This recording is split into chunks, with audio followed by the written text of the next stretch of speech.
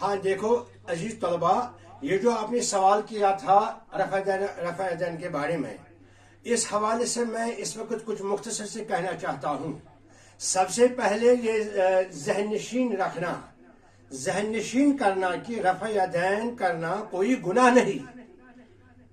कोई रफ़ा यदैन करना यानी अब है इल्म की बात।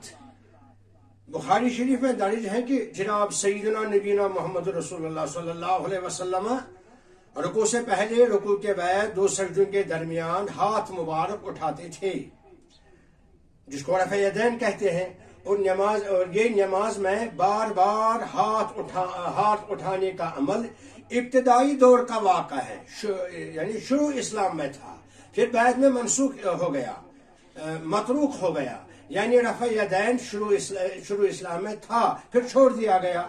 जिस तरह इसी बुखारी शरीफ में दर्ज है, नमाज में सलाम और कलाम जायज़ था, बाद में मनसूख हुआ, बाद में मतरूक हुआ, इसी बुखारी शरीफ में है।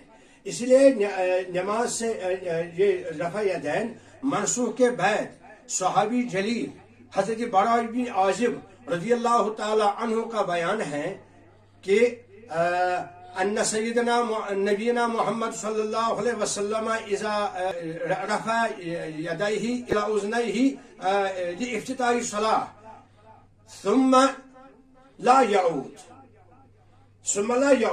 यानी बरा इब्न आज़िब रज़ियल्लाहु ताला अन्हु का बयान है कि शुरू नमाज में आगाज़ नमाज की तकबीर तहरीमा कहते हुए अपने कानों तक रसूलुल्लाह सल्लल्लाहु अलैहि वसल्लम हाथ उठाते थे, फिर नहीं उठाते थे।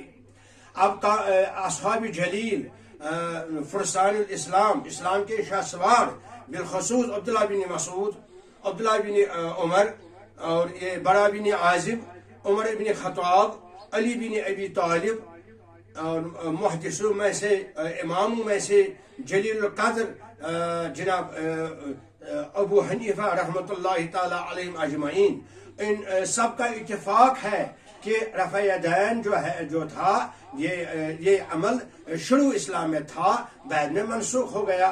और नमाज में रफ़ा यदैन शुरू में था, बाद में मनसूख हो गया। उन्होंने खुद भी अमलन हज़रत शाही वलायत अली बिन अबी तालिब, अब्दुल्लाह बिन मसूद और इमाम अबू हनीफा आखिर में रिज़वानुल्लाहि ताला अलैहिम अजमईन, उन्होंने अमलन ये करके दिखाया कि रफ़ा यदैन का जो मसला था, जो अमल था, वो मतरूक है और मनसूख है।